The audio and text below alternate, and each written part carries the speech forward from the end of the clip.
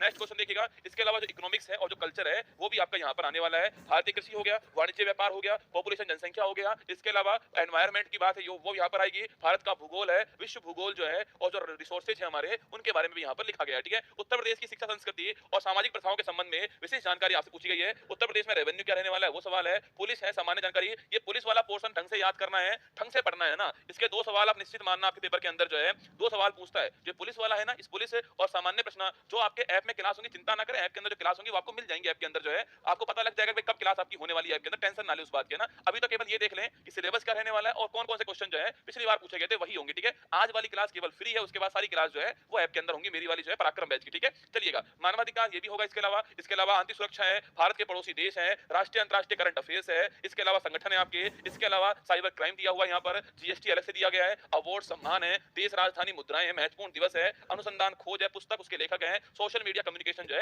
ये सब आपका चैप्टर रहने वाले। ठीक है, इसके अलावा देखिएगा, अब मैं आपको जो कराने वाला हूं यहाँ पर वो होगा 2019 जो पेपर हुआ था कांस्टेबल का, वो कराने वाला हूं। ठीक है, 19 का पेपर है, 27-28 तारीख को जो पेपर हुआ है वो कराने वाला हूं। लगभग 70 सवाल कराऊंगा यहाँ पर, चेक करना आप कितने जानते हो, कितने आपको आते हैं और कौन सी नई बात आपको जानने को मिलने वाली है। देखना, क्वेश्चन नंबर फर्स्ट है, निम्न में से किस भारतीय राज्य में सर्वाधिक क्षेत्र में वन स्थित है? सवाल आपके सामने एरिया के हिसाब से पूछ रहा है, एरिया के हिसाब से कहां पर सर्वाधिक वन है, सवाल ये पूछ रहा है। ठीक है, आप दोस्तों ये भी लिख लीजिए, परसेंट के हिसाब से कहां पर सर्वाधिक है, आप ये भी नोट कीजिएगा कि परसेंट जो है उसके हिसाब से कहां, दोस्तों एरिया पूछूं आपसे कहां पर है, पहला स्थान एमपी का है और सेकंड स्थान छापना किसका है, वो अरुणाचल प्रदेश का है ना। पहला स्थान एमपी का होता है, सेकंड स्थान किसका है, अरुणाचल प्रदेश का, तो पहला एमपी, सेकंड आपका अरुणाचल प्रदेश। ठीक है, अगर आपसे पूछो परसेंट के हिसाब से, परसेंट पूछे आपसे, पहला हो गया, देखो एमपी तो आपके एरिया में पहला स्थान है, एरिया में कौन है, एमपी पहले स्थान पे, पूछे आपसे परसेंट में पूछो कौन लिखना, परसेंट में छापना, ये मिजोरम पहले स्थान पर है। ठीक है, परसेंट में मिजोरम पहले स्थान पर है और सेकंड पर अरुणाचल प्रदेश ही है, चाहे एरिया हो चाहे परसेंट हो, दोनों के अंदर कौन है, दोनों के अंदर आपके अरुणाचल सेकंड स्थान पर, आपको ध्यान रखना है। ठीक है, अगर आपसे ये पूछ ले कि भाई उत्तर प्रदेश पूछूं आपसे, यहां दोस्तों उत्तर प्रदेश जो है सो इसमें कितना परसेंट जो एरिया है, कितना एरिया जो है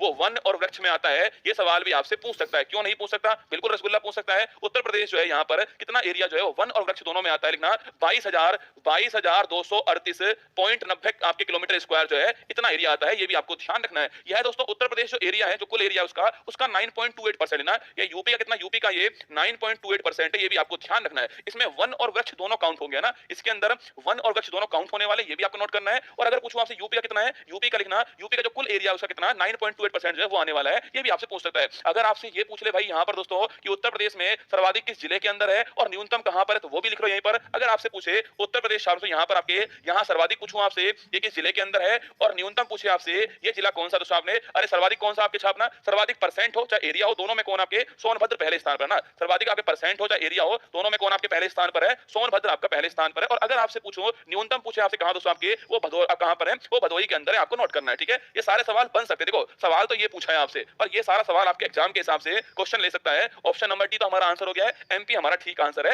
ये आपको ध्यान रखना है। ठीक है, और अगर पूछो दोस्तों यह रिपोर्ट जो आती है, इंडियन फॉरेस्ट सर्वे रिपोर्ट जो आती है, हम सब पढ़ेंगे, चिंता ना करें ना, ये कहां से आती है बताओ, ये कहां से आती है, और 2021 के अंदर जो रिपोर्ट आई है ये कौन से क्रम की आई थी, ये भी आपको बताना है। ठीक है, 21 में कौन से क्रम की आती है और कहां से आती है, ये आपको मुझे बताना है। भारत में बहादुरी का सर्वोच्च पुरस्कार निम्नलिखित में से कौन सा है, अशोक चक्र है, परमवीर चक्र है, कीर्ति चक्र है, वीर चक्र है। यहां आपसे बहादुरी वाला पूछा, कौन सा, यहां से बहादुरी वाला पूछा है, तो बहादुरी वाला पहला पूछे कौन सा है, वो है रसगुल्ला कौन सा छापना, परमवीर चक्र कौन सा है, परमवीर चक्र सर्वोच्च पुरस्कार है, ये आपको ध्यान रखना है। ठीक है, अब सोचिए तो सोचिए आप, पहला ये सर्वोच्च पुरस्कार रहने वाला है किसका, भारत का बहादुरी का, हाँ 70 नंबर, ये और लिख लो एक बार। अगर पूछे क्रम कौन सा है, 70 नंबर क्रम है, और कहां से आती है रिपोर्ट, देहरादून से आती है, ये भी आपको ध्यान रखना है। ठीक है, देहरादून से आती, क्रम कौन सा है, 70 नंबर क्रम है। अब सुना दोस्तों, मैंने कहा हाईएस्ट हमारा कौन सा अवार्ड है बहादुरी के अंदर, परमवीर चक्र है, इसका पहला विजेता पूछे आपसे वो कौन थे, भविष्य में सवाल पूछ सकता है आपसे, परमवीर चक्र जो है इसका पहला विजेता पूछे आपसे कौन है, सोमनाथ शर्मा, नोट करना, सोमनाथ शर्मा जो है वो पहले विजेता है इसके, ये भी आपको ध्यान रखना है। ठीक है, फर्स्ट तो परमवीर चक्र हो गया, सेकंड पूछे कौन दोस्तों आपके, सेकंड छापना कौन सा है, वो है आपका कौन सा, पहला तो परमवीर चक्र हो गया, सेकंड बताओ सेकंड कौन सा नंबर आएगा यहाँ पर, आंसर हमारा क्या है,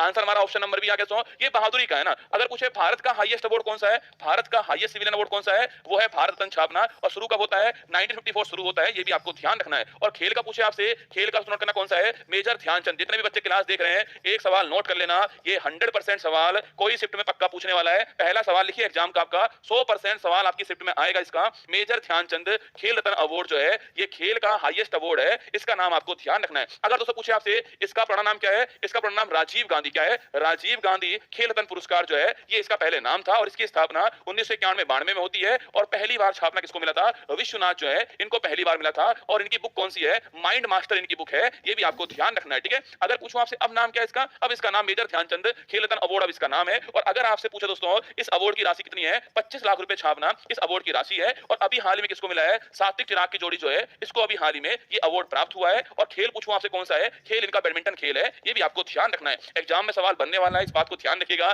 पूछेगा एग्जाम में आपसे, देखो मैं माना कि आप सवाल करवा रहा हूं आपको, पर कंटेंट भी आपके लिए महत्वपूर्ण रहने वाला है एग्जाम के हिसाब से, ठीक है। आंसर ऑप्शन नंबर भी हो गया, पर ये सवाल आपके एग्जाम में पूछ सकता है। संयुक्त राष्ट्र महासचिव एंटोनियो गुटेरेस किस देश के पीएम है, ठीक है। आपके दोस्तों आपका टॉपिक लिखा हुआ है कौन सा, अंतरराष्ट्रीय संगठन आपका टॉपिक है, आप जानते हो संगठन के बारे में पूछ सकता है वो, और हर बार पूछता भी है। इस बार उसने क्या पूछा है, यूएन के जो महासचिव है एंटोनियो गुटेरेस जो है वो किस देश के रहने वाले हैं, पुर्तगाल के रहने वाले। ऑप्शन नंबर भी ठीक आंसर है। अगर आपसे पूछूं भाई साहब यहाँ पर यूएनओ इसकी स्थापना कब होती है, याद करो 24 अक्टूबर 1945 को इसकी स्थापना होती है। और इसका मुख्यालय कहां पर है, न्यूयॉर्क के मैनहट्टन द्वीप पर। पूरा लिखना, न्यूयॉर्क का जो मैनहट्टन द्वीप है यहां इसका मुख्यालय, ये भी आपको ध्यान रखना है, ठीक है। इसके दोस्तों पहले हेड कौन थे आपके, पहले महासचिव पूछूं आपसे कौन है, वो है ट्रिगवेली। कौन थे, ट्रिगवेली साहब जो है पहले हेड थे इसके, ये भी नाम नोट करना। ट्रिगवेली जो है वो नॉर्वे के रहने वाले, ये भी आपको ध्यान रखना है, ठीक है। तो यूएनओ के पहले महासचिव कौन है, ट्रिगवेली थे, और रहने वाले कहां के दोस्तों, नॉर्वे के रहने वाले, ये भी आप नोट कीजिए ना। अगर आपसे पूछे भाई इसके कितने अंग छापना, इसके 6 अंग है। इसमें सबसे महत्वपूर्ण जो अंग है कौन सा है, वो है यूनाइटेड नेशन सिक्योरिटी काउंसिल जो है वो बड़ा महत्वपूर्ण अंग है। इसमें 5 तो स्थायी मेंबर है, 5 तो स्थायी मेंबर है। वो कौन कौन से हैं, अमेरिका हो गया, अमेरिका लिखिएगा, चीन हो गया, अमेरिका चीन, इंग्लैंड हो गया, रूस हो गया, इसके अलावा और फ्रांस हो गया।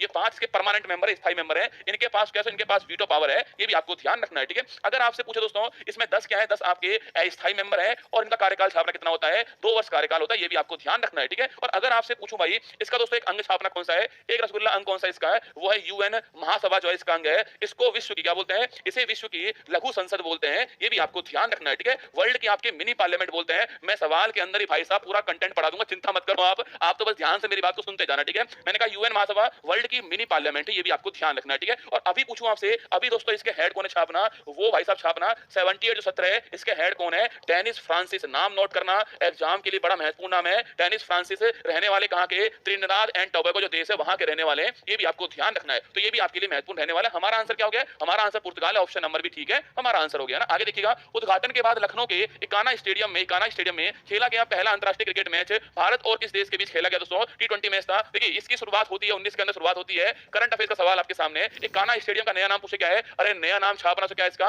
अटल बिहारी वाजपेयी। क्या है, अटल बिहारी वाजपेयी स्टेडियम जो है ये इसका नया नाम है, अटल बिहारी वाजपेयी स्टेडियम, ठीक है। अगर आपसे पूछे इसमें पहला मैच खेला गया दोस्तों आपके, वो भारत और वेस्ट इंडीज जो है पहला मैच खेला गया था, उत्तर प्रदेश के हिसाब से महत्वपूर्ण है। एक और स्टेडियम छापना कौन सा है, ग्रीन पार्क स्टेडियम। ये कहां पर रसगुल्ला, ये आपका कानपुर के अंदर, ये भी आपको ध्यान रखना है, ठीक है। ग्रीन पार्क कहां पर है, कानपुर के अंदर दोस्तों। और अगर पूछूं आपसे अभी, अरे याद करो दोस्तों, अभी हाल ही में एक स्टेडियम जो है उसका नाम चेंज दोस्तों हुआ है अभी हाल ही में, और वो रायबरेली के अंदर स्टेडियम था, उसका नया नाम क्या हो गया है, कमेंट में छापना उसका नया नाम क्या हुआ है। हॉकी का स्टेडियम है, बताओ उसका नया नाम क्या हो चुका है। उत्तर प्रदेश के हिसाब से महत्वपूर्ण सवाल नोट करना, ग्रीन पार्क कानपुर हो गया है, अटल बिहारी वाजपेयी स्टेडियम कौन सा हो चुका है, इकाना हो चुका है, लखनऊ वाला हो चुका है। अभी हाल ही में एक और चेंज हुआ है, रायबरेली के अंदर था वो स्टेडियम जो है, और वो हॉकी के लिए फेमस था, और हॉकी की खिलाड़ी हैं उनके नाम पर ही नाम चेंज हुआ है। अब बताओ क्या नाम है उसका, बताओ रसगुल्ला, रानी रामपाल। वेरी गुड छापना, रानी रामपाल पूछूं आपसे स्टेडियम जो है, इनका नाम भी आपको ध्यान रखना है, ठीक है। चलिए आगे बढ़िएगा, माई पैसेज फ्रॉम इंडिया जो है वो किसके द्वारा लिखी गई बुक है आपके, इस्लामी मर्चेंट छापना इनकी बुक है, माई पैसेज फ्रॉम इंडिया जो है वो इनकी बुक है। ऑप्शन नंबर डी आपका ठीक आंसर है ना। क्वेश्चन देखिएगा, वर्ल्ड एनवायरनमेंट डे जो है कब बनाते हैं, आपके लिखा हुआ है महत्वपूर्ण दिवस लिखा हुआ है। हर बार कोई सवाल पूछता है इससे आपके,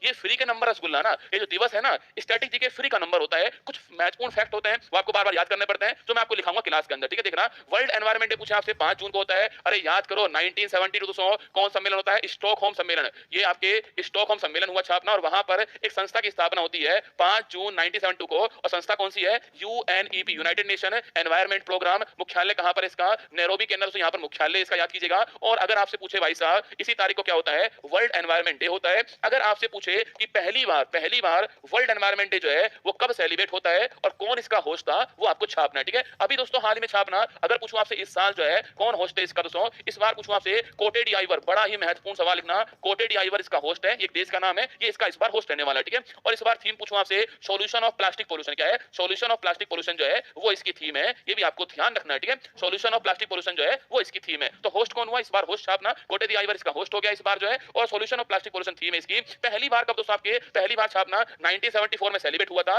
और यूएसए इसका होस्ट था, ये भी आपको ध्यान रखना है। तो पहली बार कौन था, इस बार कौन है, दोनों आपको नोट करना है। ऑप्शन नंबर सी ठीक आंसर है। पहला ऑप्शन देखो, अरे ऊपर देखो, ऊपर रसगुल्ला ऊपर 22 अप्रैल, अरे 22 मार्च, 22 अप्रैल और 22 मई, इन तीनों का आंकड़ा जरूर याद करना है आपको। 22 मार्च जल दिवस है, 22 अप्रैल पृथ्वी दिवस है, और 22 मई पूछूं आपसे जैव विविधता दिवस छापना 22 मई को होता है। ये तीनों तारीख भी आपको नोट करनी है। हमारा आंसर हो गया है ऑप्शन नंबर सी हमारा आंसर है। जेट इंजन का आविष्कार किसने किया दोस्तों? आपका चैप्टर लिखा हुआ है, आविष्कार वाला चैप्टर जो है वो भी आपका लिखा हुआ है। जो लिखा हुआ है उसका सवाल पक्का पूछा इन लोगों ने, ऐसा नहीं है कि नहीं पूछा। लिखा हुआ सवाल है वही आपसे पूछ रहा है, ठीक है। बताइएगा, क्वेश्चन आपके सामने है। जेट इंजन का आविष्कार किसने किया? रॉजर बेकन ने किया है, सर फ्रैंक व्हिटल ने किया है, जेम्स वॉट्स ने किया है, लुइस एडिसन वाटरमैन ने किया है। अरे याद करो दोस्तों, इन्होंने किसका आविष्कार किया है? इन्होंने फाउंटेन पेन, वाटरमैन ने किसका? फाउंटेन पेन जो है इसका आविष्कार किया है, ठीक है। जेम्स वॉट पूछूं आपसे, अरे याद करो भाई साहब, भाप का इंजन छापना ये जेम्स वॉट, ठीक है। रॉजर बेकन पूछूं आपसे, सूक्ष्मदर्शी करने वाले ये थे ना। तो आंसर क्या होगा हमारा? आंसर छापना सर फ्रैंक व्हिटल हमारा आंसर होगा। क्वेश्चन एक था, चार और लिखा दिया मैंने आपको इसमें। Waterman, fountain pen, James Watt भाप का इंजन हो गया, रॉजर बेकन आपके सूक्ष्मदर्शी हो गया, और फ्रैंक व्हिटल कौन है? जेट इंजन है। ऑप्शन नंबर हमारा बी आंसर हो गया, ठीक है। आगे देखिएगा, निम्नलिखित में से कौन सा उत्तर प्रदेश पुलिस की चयन प्रक्रिया के चरणों में से एक नहीं है? भाई साहब ये सवाल देखकर भाई जो हंसी मुझे आई दोस्तों, सोचिए आप उत्तर प्रदेश पुलिस का आप एग्जाम दे रहे हो, उसका आपने फॉर्म भरा है, हमने आपको बोला है भाई कि ये उसके अंदर होने वाला है, और सवाल पूछ रहा है, बताओ कौन सा नहीं होगा इसमें से, है ना। बताओ उत्तर प्रदेश पुलिस जो है इसकी चयन प्रक्रिया, क्योंकि दोस्तों आपका चैप्टर लिखा हुआ है पुलिस वाला ना। अब सवाल पूछना उसको इसमें से, अगला सवाल नोट करना बेटा। उत्तर प्रदेश पुलिस है, उत्तर प्रदेश के नए डीजी कौन है, इसका इनका नाम ध्यान रखना, अति महत्वपूर्ण सवाल होगा तुम्हारे लिए, तो है ना। ये इस एग्जाम के लिए महत्वपूर्ण सवाल होने वाला है। उत्तर प्रदेश के अभी हाल ही में नए डीजी कौन बने, क्योंकि चैप्टर तुम्हारा पुलिस चैप्टर तुम्हारे लिखा हुआ है पेपर में, पुलिस का सवाल वो पूछेगा, पक्की बात है, ठीक है। तो पूछूं आपसे, देखो दोस्तों, अरे पीटी एग्जाम आपका होता ही है, पीटी एग्जाम होगा, इतना आपकी दौड़ होने वाली है, उसमें आपके क्वालिफिकेशन है ही, आपके एज वाला जो फैक्टर है ही, आप जानते हो। ऑप्शन नंबर डी जो है लैंग्वेज जो है उसका परीक्षण नहीं होता है, ऑप्शन नंबर डी आंसर है। अभी हाल ही में यूपी के नए डीजी कौन बने, याद करो, यूपी के नए डीजी का नाम कोई तो बताओ। यूपी के नए डीजी जो है अभी हाल ही में प्रशांत कुमार ना, अभी दोस्तों हाल ही में प्रशांत जी जो है वो यूपी के नए डीजी बने, इनका नाम भी आपको ध्यान रखना है, ठीक है। आगे बढ़ेगा, क्वेश्चन नंबर नेक्स्ट है। एक पुरानी कथा के अनुसार किस देवता ने 10 अश्वमेध घाट पर किए जाने वाले 10 अश्वमेध यज्ञ के दौरान 10 घोड़ों की बलि दी थी? भगवान ब्रह्मा थे। ऑप्शन नंबर भी आपका ठीक आंसर है। ये सवाल भी एग्जाम में आपसे पूछा गया है, ठीक है। काकोरी रेलगाड़ी टू लूटपाट की कल्पना राम प्रसाद बिस्मिल और किसने दोस्तों की थी? अरे काकोरी, अभी इसका नाम चेंज हो चुका है, अब इसको काकोरी एक्शन बोलते हैं, काकोरी ट्रेन एक्शन बोलते हैं। कोई आप में से बताएगा मुझे इस ट्रेन का नाम क्या था? कोई बताएगा आप में से इस ट्रेन का नाम क्या है? क्योंकि दोस्तों उत्तर प्रदेश के अंदर घटना हुई है तो एग्जाम के लिए तो महत्वपूर्ण बनी जाती है ना। काकोरी ट्रेन एक्शन कब होती है आपके? ये होती है 9 अगस्त 1925 को होती है। याद करो, करने वाले कौन थे? राम प्रसाद बिस्मिल, याद करो, अशफाक उल्ला खान, राम प्रसाद बिस्मिल, अशफाक उल्ला खान, चंद्रशेखर आजाद, ये सब थे इसके अंदर, राजेंद्र लाहिड़ी ये सब शामिल थे इसके अंदर। सवाल मैंने आपसे ये पूछा कि ट्रेन का नाम, सो ट्रेन जो है उस ट्रेन का नाम क्या है? ट्रेन का नाम बताओ। काकोरी तो वो स्थान था जहां पर लूटा गया ना, वो तो उत्तर प्रदेश के अंदर लखनऊ के पास में एक स्थान है जहां पर लूटा गया है, उस ट्रेन का नाम था 8 डाउन ट्रेन। लिख लो, इस ट्रेन का नाम क्या है? 8 डाउन ट्रेन जो है, ये भी ध्यान रखना। एग्जाम वाला दोस्तों कुछ भी पूछ सकता है, अगर उत्तर प्रदेश के अंदर ये पूछ सकता है महात्मा गांधी ने लंगोट कब पहनना स्टार्ट किया, तो भाई साहब ट्रेन का नाम भी पूछ सकता है ना वो आपसे, तो पूछ सकता है, ठीक है। 8 डाउन ट्रेन छापना नाम है। हमारा आंसर हो गया option number C, Ashfaq Ulla Khan, ठीक आंसर, ठीक है। आगे बढ़िएगा, फिनलैंड की शासकीय मुद्रा क्या? देखो सवाल का आंसर आप नहीं जानते, मैं जानता हूं इस बात का, फिर भी आप निकाल लोगे आंसर, ठीक है। सुनिए दोस्तों, अगर आपसे पूछो डॉलर की बात करें रसगुल्ला से, ये किसकी है? ये है यूएसए, किसकी? यूएसए की, ठीक है। पौंड पूछो आपसे किसकी है? वो यूके की है, ठीक है ना। और पूछे रियाल पूछो किसकी है? वो सऊदी अरब की है। तो बताओ आंसर क्या होगा? आंसर होगा आपका यूरो, आंसर होगा ऑप्शन नंबर डी दोस्तों, आंसर होने वाला है यूरो, ठीक आंसर होगा। यूरो की बात करूं दोस्तों आपसे, अरे यूरो किसकी करेंसी छापना? यह है आपके यूरोपियन यूनियन करेंसी, ईयू की करेंसी छापना यूरो है। ईयू की बात करूं मैं आपसे, इसके अंदर वर्तमान में 27 देश छापना, और पूछूं आपसे इसका मुख्यालय कहां पर है? ब्रुसेल्स बेल्जियम में मुख्यालय इसका छापना। और अभी हाल ही में पूछूं आपसे, इंग्लैंड इससे अलग हुआ है और इसे ब्रेक्जिट कहते हैं, ये भी आप जानते हो, ठीक है। पहली बात तो आप ये सारी नोट करना ना, यूरो हमारा आंसर होगा। अब दोस्तों फिनलैंड की बात करें आपसे, तो भाई साहब फिनलैंड की राजधानी क्या छापना? हेलेंस्की इसकी राजधानी, हेलेंस्की इसकी राजधानी है। फिनलैंड को पूछे अगर आपसे, तो इसे तो क्या बोलते हैं? इसे आपके इसे झीलों का देश बोलते हैं, क्या बोलते हैं? इसे झीलों का देश बोलते हैं, ये भी आपको ध्यान रखना है, ठीक है। और अभी हाल ही में स्टार लगाना, अभी हाल ही में यह नाटो का 31वां मेंबर बना है, ये भी आपको छापना है, ठीक है। आपके देखिए, आपका जो चैप्टर है ना, उस चैप्टर में आपका जो टॉपिक लिखे हुआ है उसके अंदर ये वाला टॉपिक भी लिखा हुआ है, संगठन वाला भी, और उसके अंदर करंट अफेयर्स भी, वर्ल्ड वाली, दोनों क्वेश्चन आपके सामने, ठीक है। ईयू के बारे में पूछ सकता है आपसे, या दोस्तों नाटो का नवीनतम मेंबर कौन सा है? फिनलैंड है, ये भी आपसे पूछ सकता है, इसको भी नोट करना, ठीक है। और नाटो का मुख्यालय पूछो कहां पर है, वो भी छापना, ये भी ब्रुसेल्स के अंदर है, ये भी आपको ध्यान रखना है, ठीक है। हमारा आंसर ऑप्शन नंबर डी जो है वो यूरो हमारा आंसर हो गया। निम्नलिखित में से कौन सी रेखा भारत और पाकिस्तान के बीच की सीमा जो है उसको तय करती है? मैकमोहन रेखा, रेड क्लिफ रेखा, मेडिसन लाइन और डूरंड लाइन आपके सामने, ठीक है। अगर आपसे पूछो दोस्तों मैकमोहन रेखा छापना, इंडिया चाइना किसके बीच में? भारत चीन के बीच में कौन मैकमोहन रेखा है? रेड क्लिफ पूछूं आपसे, भारत पाकिस्तान के बीच में दोस्तों, और डूरंड पूछे कौन सी है? ये इंडिया आपके अफगानिस्तान के बीच छापना, डूरंड हो गई, ठीक है। हमारा आंसर क्या है? हमारा आंसर है पाकिस्तान के साथ में, ऑप्शन नंबर भी दोस्तों आंसर होगा 1947 आपका आंसर होने वाला है। आप वहां पर अब सुनिएगा, अगर आपसे पूछे जीरो लाइन की बात करूं ना, ये किसके बीच में है? ये त्रिपुरा और बांग्लादेश के बीच में, त्रिपुरा बांग्लादेश के बीच में जीरो लाइन, ठीक है। जीरो लाइन पूछे किसके बीच में? त्रिपुरा और बांग्लादेश के बीच जीरो लाइन है, ये भी आपको ध्यान रखना है, ठीक है। अगर पूछे आपसे यूएसए और कनाडा के बीच में पूछूं कौन सी सीमा बनती है छापना, यूएसए कनाडा के बीच में बताओ कौन सी बाउंड्री है, ये भी आपको बताना है, ठीक है। यूएसए कनाडा के बीच में बाउंड्री बताओ कौन सी, हमारा आंसर हो गया option number B, Radcliffe हमारा आंसर है। बगरू खालिस्तान में हाथ की छपाई के लिए प्रसिद्ध केंद्रों में से एक है राजस्थान जयपुर। राजस्थान जयपुर का बगरू प्रिंट बड़ा फेमस है, राजस्थान जयपुर का बगरू प्रिंट बड़ा फेमस है। और ये छापा प्रिंट, छापा प्रिंट आपके मतलब इसमें छापते हैं सर, इसमें छापते हैं, इसमें कपड़े के ऊपर सीधा छापते हैं इसके ऊपर, ठीक है। तो बगरू प्रिंट बड़ा फेमस है राजस्थान का, जयपुर का है। ऑप्शन नंबर बी राजस्थान ठीक आंसर हो गया आपका यहाँ का, ठीक है। आगे देखिए, लक्षद्वीप के लोग मलयालम के अतिरिक्त दूसरी कौन सी भाषा बोलते हैं, बड़ा प्यारा सवाल है, ध्यान रखना इस सवाल को तो भूलना मत। अगर दोस्तों आपसे पूछूं, आपसे लक्षद्वीप पूछे आपसे, पहली बात यहां पर कितने द्वीप छाप रहे हो, यहां पर आपके पूछे आपसे 36 द्वीप हैं, ये भी आपको ध्यान रखना है। इसकी कैपिटल कौन सी आपके कवरत्ती, इसकी राजधानी छापना, इसकी राजधानी है, ये भी आप नोट कीजिए, क्योंकि दोस्तों केरल के पास में तो यहां पर मलयालम बोलते हैं, ये भी आपको नोट रखना है, यहां मलयालम बोलते हैं। पर दोस्तों यहां का एक आइलैंड कौन सा, मिनिकोय आइलैंड है का, मिनिकोय आइलैंड छापना यहां का है। यहां पर उसको महल भाषा बोलते हैं, कौन सी, यहां पर जो महल लैंग्वेज है वो बोलते हैं, ये भी आपको ध्यान रखना है, ठीक है। ये भी स्टैटिक जिक्र सवाल आपके सामने है, भारत की लैंग्वेज जो है ना, भाषा है, classical language, classical dance language जो है, इसका सवाल भी एग्जाम में पूछता है, 2-3 सवाल पूछता है। आप यकीन मानो जो आपके 37 सवाल आने वाले हैं ना, इसमें से आप मान के चलना 15-20 सवाल तो ऐसे ही होने वाले हैं जो आपके डांस, अनुसंधान, संगठन, मुद्रा और आपके वाद्य यंत्र, इनसे होने वाले, ठीक है। ध्यान से आपको सुनना पड़ेगा हर बात को, ठीक है। मिनिकोय की भाषा कौन सी, महल भाषा यहाँ की, ये भी आपको ध्यान रखना है, ठीक है। यहाँ की महल भाषा है, नोट करना। हमारा आंसर हो गया है, हमारा आंसर ऑप्शन नंबर बी हो गया है। बाकी दोस्तों मलयालम भाषा यहाँ पर है, पर ध्यान रखना मिनिकोय कौन सी भाषा, महल भाषा, ऑप्शन नंबर बी ठीक आंसर है ना। खालिस्तान ओडिशा से प्रारंभ एक प्राचीन लोक नृत्य है, चारों ही नृत्य मेरे हिसाब से अति महत्वपूर्ण है, चारों ही डांस जो है वो अति महत्वपूर्ण है। फिर पूछ सकते हैं आपसे चारों डांस जो है, पुली कुली पूछूं आपसे छापना, पुली कुली टाइगर डांस कौन सा है, पुली कुली टाइगर डांस छापना, मतलब दोस्तों इसमें टाइगर की तरह बन जाते हैं, डांस करते हैं, फिर आपके पुली कुली आपके टाइगर डांस हो गया, नोट कीजिएगा ना, पुली कुली टाइगर डांस हो गया, नोट कीजिएगा। आपके कहां पूछूं आपसे, केरल का डांस है, नोट करना, ठीक है। तो पुली कुली टाइगर डांस केरल, नोट कीजिएगा, ध्यान रखना, ठीक है। राउत नाच, अरे राउत नाच प्लस और आपके राउत नाच प्लस छापना, एक और बड़ा फेमस डांस आपके छत्तीसगढ़ पिंडवानी डांस, पिंडवानी लेना, राउत नाच पिंडवानी डांस पूछूं आपसे, छत्तीसगढ़, और फेमस कलाकार कौन है, तीजन बाई, कौन सा, तीजन बाई छापना फेमस कलाकार, ठीक है। राउत नाच पिंडवानी डांस कहां के, छत्तीसगढ़ छापना यहाँ का है, और तीजन बाई फेमस कलाकार। डोलू कुनीता सुनना, ड्रम डांस क्या बोलते हैं इसको, ड्रम डांस बोलते हैं छापना, इसे ड्रम डांस बोलते हैं। तो पूछे कहां का दोस्तों डांस है छापना, डोलू कुनीता ड्रम डांस बोलते हैं इसको, और ये कहां का डांस है आपके, कर्नाटक का डांस है, ये भी आपको ध्यान रखना है। हमारा आंसर हो गया है ओडिशा वाला, पूछूं आपसे घुमुरा ओडिशा का हो गया, और घूमर पूछे कहां का, घूमर हो गया कहां का, राजस्थान, ठीक है। घूमर राजस्थान है, घुमुरा कहां का, ओडिशा का, ठीक है। घूमर राजस्थान है, घुमुरा ओडिशा का, दोनों बातें आपको ध्यान रखनी है, घूमर राजस्थान, घुमुरा कहां का, ओडिशा का, ठीक है। इसके अलावा पूछा आपसे, इसके अलावा छापना, इसके अलावा आपके यहाँ का जो फेमस आपके ओडिसी डांस, ओडिसी डांस आपके ये भारत का, ये भारत का क्लासिकल डांस भी है, भारत का क्लासिकल डांस भी है। और आप में से कोई बताएगा इस डांस के फेमस कलाकार कौन है, कोई भी बताओ।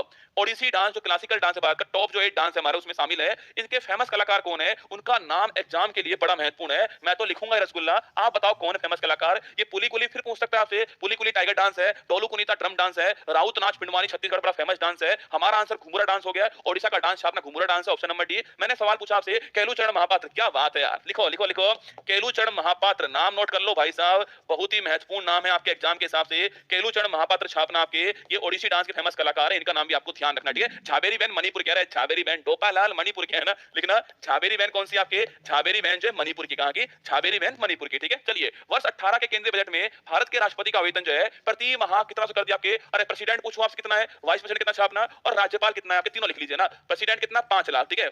बीबी कितना 4 लाख, और गवर्नर कितना 3.5 लाख छापना इनका है, ठीक है। अगर एज पूछे आपसे 35 वर्ष चाहिए इसके लिए, इनके लिए 35 वर्ष चाहिए, और इनके लिए छापना, इनके लिए 35 वर्ष चाहिए, ये भी आपको छापना है, ठीक है। 35 वर्ष एज तीनों के लिए चाहिए, और आपकी वेतन सैलरी आपके सामने यहाँ पर है। हमारा आंसर हो गया ऑप्शन नंबर डी, आंसर हमारा 5 लाख ठीक आंसर है। प्रेसिडेंट की 5 लाख है, बीपी साहब की 4 लाख है, हमारे उपराष्ट्रपति साहब की 4 लाख है, और गवर्नर कौन साहब के 3.5 लाख है, ये भी छापना, ऑप्शन नंबर डी आपका ठीक आंसर, ठीक है। आगे देखिएगा क्वेश्चन देखिए, 24 जनवरी 1950 को, ये ठीक ठाक सवाल था मेरे हिसाब से ना, ये बड़ा महत्वपूर्ण सवाल है, ठीक ठाक सवाल है। 24 जनवरी 1950 को संविधान सभा के 284 मेंबर्स ने हस्तलिखित संविधान पर हस्ताक्षर किए थे, इसमें से कितनी महिलाएं शामिल है, सवाल आपसे ये पूछा गया, ठीक है। तो अगर आपको ब्रह्मास्त्र बैच से याद हो तो देखना, आपके ये ब्रह्मास्त्र बैच का स्क्रीनशॉट आपके सामने है ना। संविधान सभा के अंदर कुल 15 महिलाएं थी, और आप याद करना दोस्तों, मैंने उसमें 15 जो महिलाएं थी ना, उन सब के बारे में डिटेल लिखाया था आपको। सरोजनी नायडू है, विजयलक्ष्मी पंडित है आपके, सुचिता कृपलानी है, इन 15 में से आप निश्चित मानना 100% आपके एग्जाम में कोई ना कोई सवाल फिर पूछने वाला है। और अधिकांश नोट करना आपके, ये नाम तो छाप लेना, ये भी इसमें शामिल थी, ये भी शामिल थी इसके अंदर, और इसके अंदर सरोजनी नायडू भी शामिल थी। उत्तर प्रदेश के हिसाब से बड़ा महत्वपूर्ण सवाल है, दोनों क्वेश्चन है,